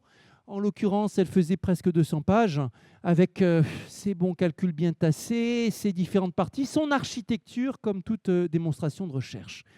On savait quand on publiait ça que fatalement les collègues allaient s'en emparer, le reprendre, le redémontrer, le simplifier, ou alors que c'était faux. Le premier moment où j'ai été convaincu que c'était effectivement juste, c'était pas après les rapports des référies, c'était quand d'autres collègues ont annoncé des preuves alternatives qui redémontraient le même résultat par un autre chemin. Là, je dis là, c'est bon, tout est bien baqué, tout est sûr. Et parmi les retombées de ce type de travail, typique en physique mathématique, une fois que le résultat est passé à la moulinette mathématique, il va pouvoir repartir vers d'autres résultats physiques. Bedrosian, Masmoudi-Moreau, donc je disais simplifier le résultat, Bedrosian, Masmoudi utilisent ces techniques liées à l'amortissement des plasmas et d'autres ingrédients de leur ressort pour résoudre un problème de stabilité des liquides incompressibles, bidimensionnels, les écoulements plans, qui avaient un siècle d'âge exactement. Et là, pareil, montre qu'il y a sur ce problème sur lequel les expériences sont très difficiles à réaliser, une stabilisation même sans frottement, même sans viscosité en l'occurrence. Et puis, je vous parlais de cette régularité critique, je ferai un tiers, je ne dirai pas exactement ce que c'est, mais le 1 tiers quantifie exactement la régularité optimale dans laquelle ce résultat d'amortissement Landau devrait s'appliquer. C'est l'an dernier que Ionescu, Posader, Wang et Wiedemeyer ont annoncé avoir atteint cette régularité critique optimale que nous conjecturions en 2009. Et là aussi, pareil, quand il y a des fois, vous faites une avancée, c'est un monde déjà d'avoir le résultat un tout petit peu, vous sentez qu'il y a peut-être le résultat optimal, et puis vous pouvez faire confiance à la collectivité, à la communauté, et aux collègues brillants qui vont continuer à réexploiter, réexplorer, simplifier, ajuster, jusqu'à aboutir à l'optimum. On va terminer avec du tout récent, que je vous ai raconté là par rapport à ma propre carrière, en tout cas mes contributions. C'était dans ma vie d'avant la direction de l'Institut Henri Poincaré. Entre la direction de l'Institut Poincaré et le stage au Parlement, il y a eu 12 années d'interruption de publication de recherche.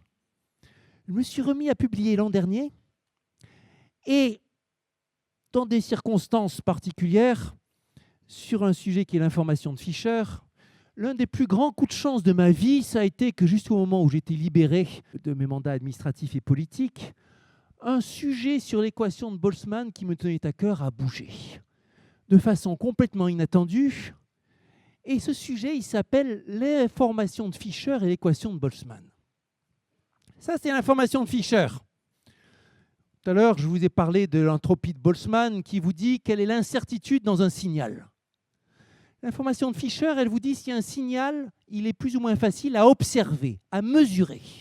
Les gens aujourd'hui qui font de l'information quantique, ils savent très bien qu'il y a une notion d'entropie quantique qui vous dit si un signal est plus ou moins complexe par rapport à sa génération, et une notion d'information de Fischer quantique qui vous dit si le signal il est plus ou moins facile à observer, à mesurer. Ça, c'est Ronald Fischer, l'un des plus grands statisticiens de l'histoire. Il a introduit cette quantité, alors il est connu pour ses contributions dans pas mal de domaines des sciences. C'est l'un de ceux qui ont permis de mettre sur pied une théorie quantitative de l'évolution des espèces avec Galton ou Haldane, en montrant comment les théories des mutations sont compatibles avec l'évolution des espèces telle que l'avait conjecturé Darwin.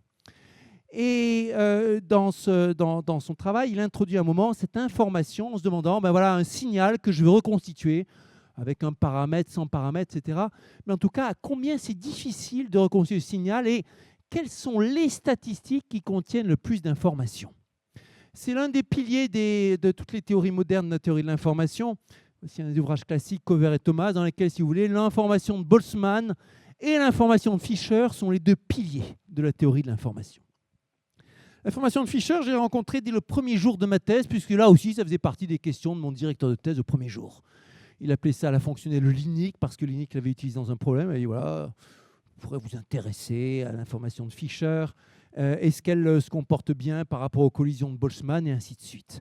Et dans ma thèse, j'avais bossé dessus et je croyais avoir obtenu le meilleur résultat possible.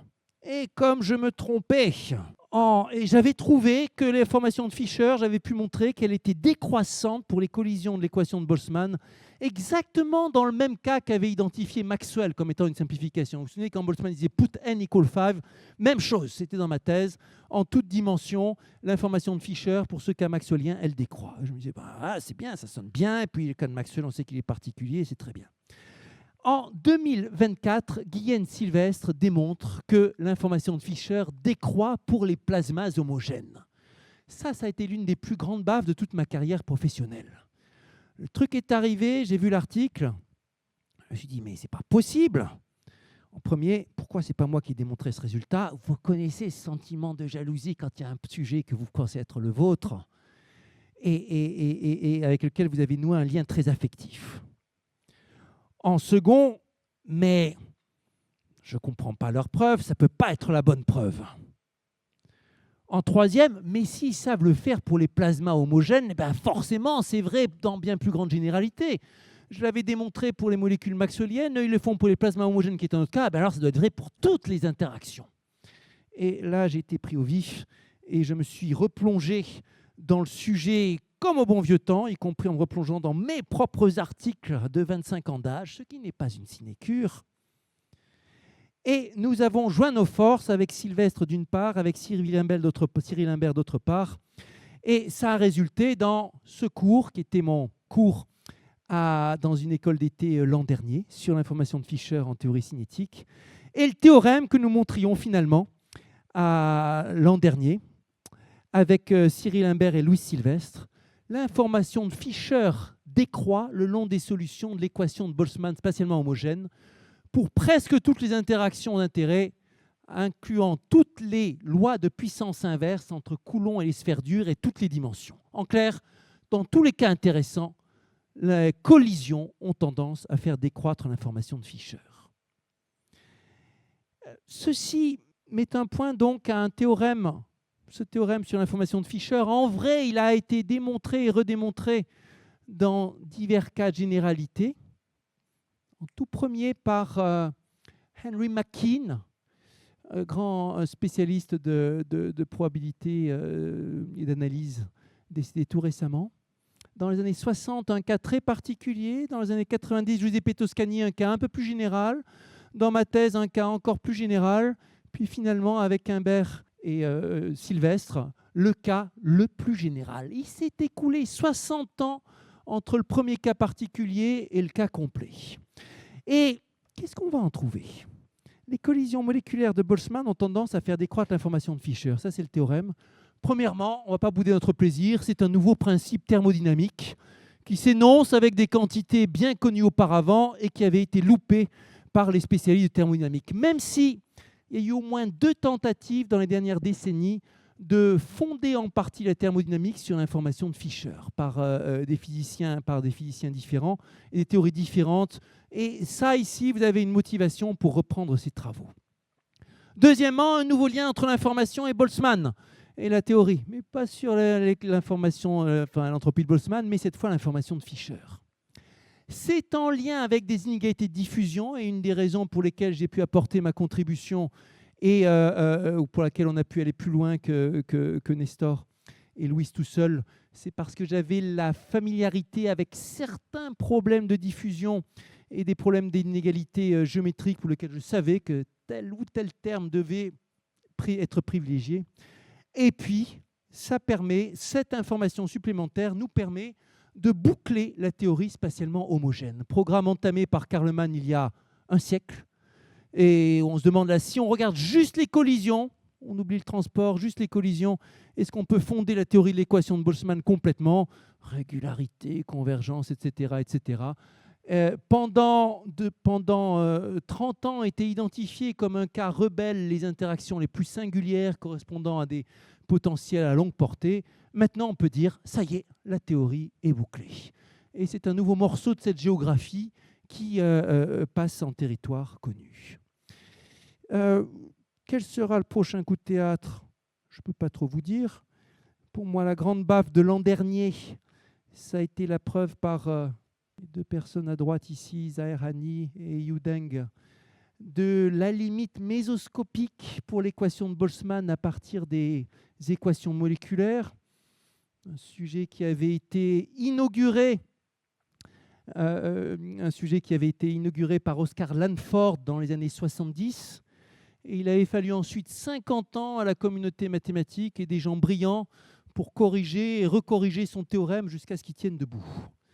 En particulier, et c'est une histoire aussi en partie lyonnaise, Benjamin Texier, Laure Saint-Raymond, Thierry Bodino, Isabelle Gallagher, s'appuyant sur les travaux de Hilner Pouliranti, etc., etc. N'empêche que, avec tous ces résultats sur la limite mésoscopique, ici on était sur des résultats mathématiques qui permettaient de le faire pour le milliardième de seconde, et ici des résultats qui permettent de le faire pour n'importe quel temps modulo la régularité.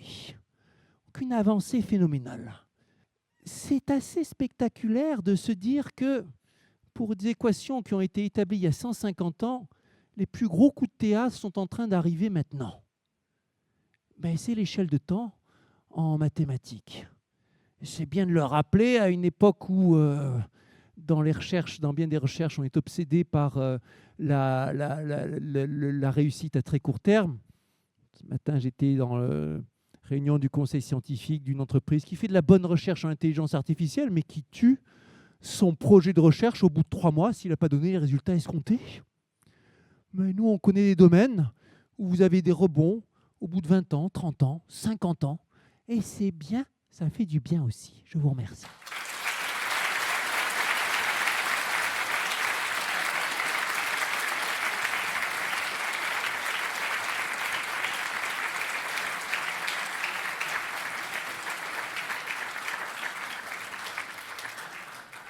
Merci Cédric pour cette très belle conférence. Vient le temps des questions. Qui se lance ? Je me lance avec une question bête. J'aurais voulu savoir les cas où l'information de Fisher n'est pas décroissante, c'est quoi ? Le seul contre-exemple qui se dégage potentiel, enfin le seul cas de figure où on doit pouvoir développer ce qu'on a fait en un contre-exemple, c'est spécifiquement de la dimension 2 et c'est un noyau de collision qui est discret. Ça veut dire qu'il y a seulement certains angles de déviation qui sont autorisés. Donc il faut vraiment le chercher. Et il y a des cas qui sont plausibles et non couverts. Et là aussi, il faut vraiment le chercher.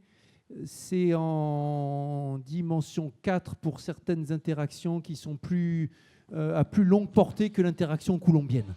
Pourquoi tirer physiquement parlant, Coulomb est déjà tellement singulier à toutes sortes d'égards, personne ne va jamais chercher à faire encore plus longue portée que Coulomb.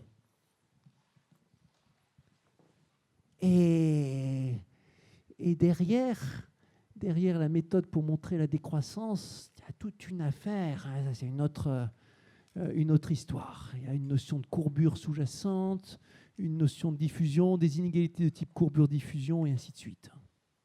Est-ce que ces propriétés sur la décroissance de l'information de Fisher, ça amène une propriété de régularisation instantanée ou pas du tout ? Oui, un peu, absolument. Dans le cas que ce soit en inhomogène sous condition, il y a toujours, pour l'instant, l'état de l'art en inhomogène, cette condition de contrôle sur la densité et la température, ou en homogène, de façon générale, le fait d'avoir l'information de Fisher qui est finie, ça entraîne tout de suite un petit peu de régularité.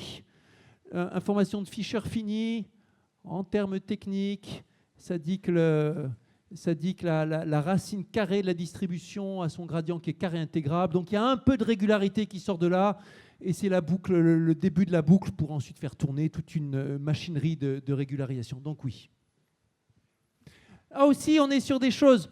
L'une des grandes aventures des équations de type diffusif, ça a été la découverte des jeux entre information et régularité.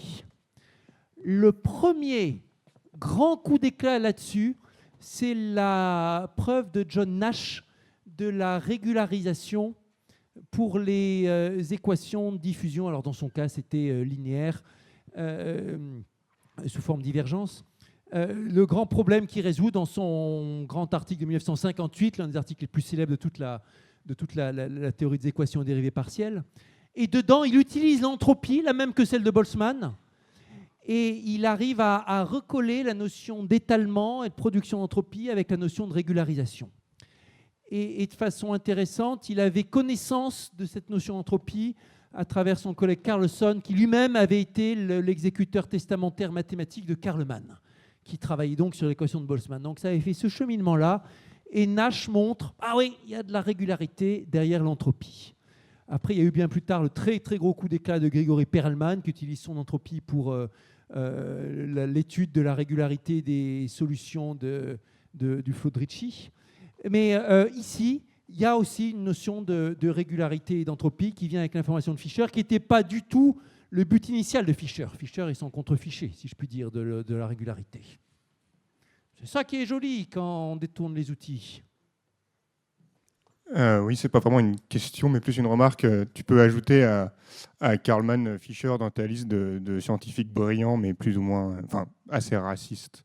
Voilà. Il était eugéniste. Il y a eu tout un tas de débats a posteriori. Fischer était eugéniste. Il était à ma connaissance, moins marqué que ne pouvait l'être Karlmann. Mais il baignait dans une atmosphère. Alors pour le coup, il a qu'est-ce qu'on va dire, excuse et peut-être trop, mais il baignait dans une époque où tout le monde bossant sur les statistiques avait été plus ou moins imprégné d'eugénisme. Et ça, pour Galton, ça a été explicite et dénoncé à certaines reprises. C'était aussi à l'époque des grands projets criminels coloniaux qui cherchaient à toute force à justifier le fait que c'était dans l'ordre des choses, qu'il y ait telle race qui domine telle autre. Il y a eu tout un ouvrage de Stephen Jay Gould, La malmesure de l'homme, qui a été consacré à la façon dont certains scientifiques, et parfois des bons scientifiques, ont complètement dévoyé des outils à des fins politiques. Et donc effectivement Fischer était pas cool là-dessus, on va dire ça comme ça. Par ailleurs, c'était de façon sociétale un conservateur, un conservateur pur jus. Mais il y a des alliances. Il arrivait, Fischer bossait avec Haldane, qui lui était beaucoup plus progressiste, de la même façon que, un Dieudonné qui était un très conservateur, bossait avec et même se mettait au service d'un Grothendieck qui était un gauchiste complet, parce qu'il avait le plus grand respect pour ses facultés. À propos du début de votre présentation, sur la période des astres autour de leur étoile, vous avez dit qu'il y avait un phénomène de résonance lorsque le rapport à des périodes est un rapport d'entier.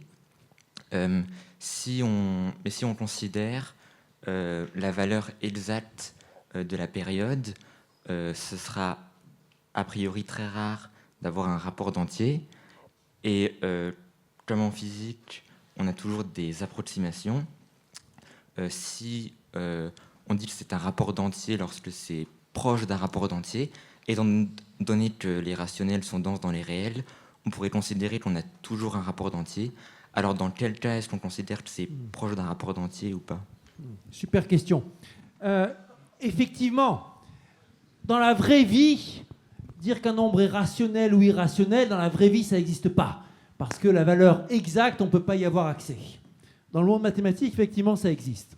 Alors, la solution derrière ce paradoxe, on peut la voir que si on quantifie les choses, en fait.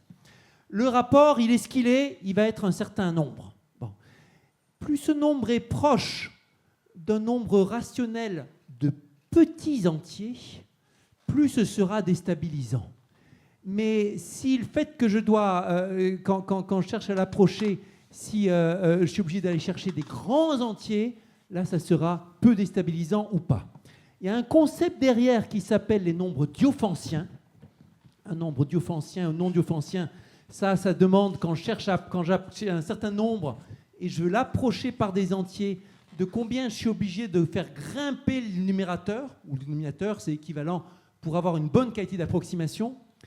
Et on quantifie comme ça le fait qu'il soit diophantien ou pas et à quel degré. Et à la fois l'exposant, donc si l'erreur elle va être au moins constante divisée par une puissance inverse du numérateur, c'est ça qui nous donne les informations. Et aussi bien la puissance que la constante qui est au-dessus joue dans la quantification. En pratique, ça veut dire quoi ? Par exemple, on peut voir dans le système solaire, il existe une quasi-résonance entre Jupiter et Saturne. Je crois que c'est 5,5. Et quand on regarde les rapports entre les deux, c'est pas loin de 5,5. Évidemment, c'est pas exactement égal à 5,5, mais le fait que ce soit pas loin de 5,5 fait qu'il y a un mouvement de grande ampleur entre Jupiter et Saturne qui se voit sur des échelles de plusieurs siècles.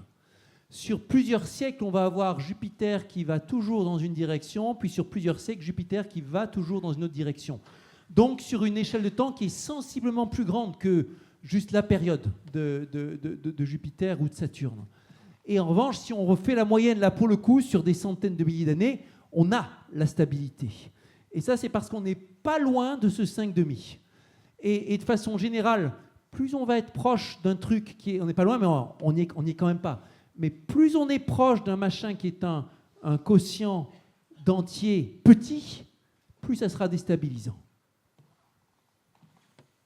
Alors, le grand théorème de Kolmogorov, en 1954, il expose ça, Congrès international des mathématiciens. Et voilà, c'est un peu une vraie révolution. Il donne que les idées principales et comment on doit les résoudre. Après, d'une part, Arnold, d'autre part, Moser s'occupe de le mettre en preuve. L'un et l'autre ne traitent pas le cas, traitent des cas généraux et génériques d'interaction, mais ne traitent pas en vrai le cas du système solaire explicite. Ils font une hypothèse de non-dégénérescence qui est pile fausse pour le système solaire. Et il a fallu attendre les années 2000 pour que la preuve complète soit finalement publiée par Jacques Féjoz en repoussant et suivant les travaux de Michel Herman. Donc là aussi, on est pareil que sur Lanford, on est sur le cas où vous avez un visionnaire qui arrive, qui démontre un truc qui semblait impossible, donne les principaux ingrédients, et il faut 50 ans à la communauté, à des gens brillants pour le mettre sous forme de façon parfaitement rigoureuse. Moi, j'avais une question bien plus légère, parce que quand je regarde mes cours d'agrég au bout de 25 ans, je comprends parfois plus trop ce que j'avais écrit à l'époque. Est-ce que c'est difficile de s'y remettre après un petit stage au Parlement ou pas ? C'est à peu près les pires conditions imaginables pour s'y remettre. Tu fais déjà de l'administration, de la recherche, ça t'attaque le cerveau. Mais tu fais du Parlement, là, ça te rend carrément fou. C'est un truc, tu perds ta santé mentale et tout. Bon. Et puis, tu t'habitues à un rythme rapide, hystérique, où il faut sans arrêt t'es sollicité à l'échelle de l'heure ou de la minute, alors que des trucs comme ça, tu as besoin de pouvoir te concentrer pendant des semaines et des mois. Bon. Mais il y avait la motivation. Parce que cette histoire-là, d'équation de Boltzmann, d'information de Fischer, c'était mon bébé chéri. C'était juste pas imaginable. Tu vois, quand ils arrive Guyenne Sylvestre qui démontre ce truc-là, je me dis, oh là là. Mais après, si ça se trouve, ils sont en route pour démontrer le résultat global. C'est juste pas imaginable que ça se fasse sans moi. Ça serait un déchirement, un crève-cœur. Donc, quant à la motivation qui est liée à l'amour du problème, paf, tous les obstacles s'écroulent. Tu te replonges dans tes articles, tu lis les articles des autres, tu noircis les dizaines, centaines, 1000 pages s'il le faut qui vont mener au bon calcul et tout et tout. Tu en rêves le jour, la nuit, etc. C'est la motivation qui compte. Merci Cédric pour ces mots. Alors, moi, j'avais pas au début pour choisir mon sujet, by the way. J'avais guère d'idée de ce dans quoi j'allais bosser. C'était mon tuteur à l'époque, Yann Brenier, qui avait arrangé que je me mette sur le sujet de l'équation de Boltzmann. Il voyait une façon de me glisser comme agrégé préparateur dans la lignée de Laurent Desvillettes qui allait quitter le poste. J'avais aucune idée de tout ça. Et l'équation de Boltzmann, j'y Je ne voyais pas trop le truc. Les cours de thermodynamique avaient été un de mes pires souvenirs de classe préparatoire. Et donc, ce n'était pas gagné d'avance. La première fois que Yann Bonnet m'avait donné un article de Pierre-Louis Lyons à lire, la première fois que j'ai rencontré Lyons en vrai, je lui ai dit « Ouais, j'ai lu un de vos articles ». Et il m'a demandé « Ah bon, c'était lequel? Ça parlait de quoi ?» J'étais incapable de lui dire de quoi ça parlait, en vrai. Incapable. Bref, ça partait mal, c'était un vrai mariage arrangé, et je suis tombé en amour du sujet. Ça arrive qu'un mariage arrangé devienne un mariage d'amour. Et ça a été l'une des plus grandes chances de ma vie aussi. Et on est sur un exemple où ça tient le choc, puisque la rencontre, c'était il y a bien 30 ans, et la flamme est toujours là. En science, on a cette chance-là aussi. Merci Cédric.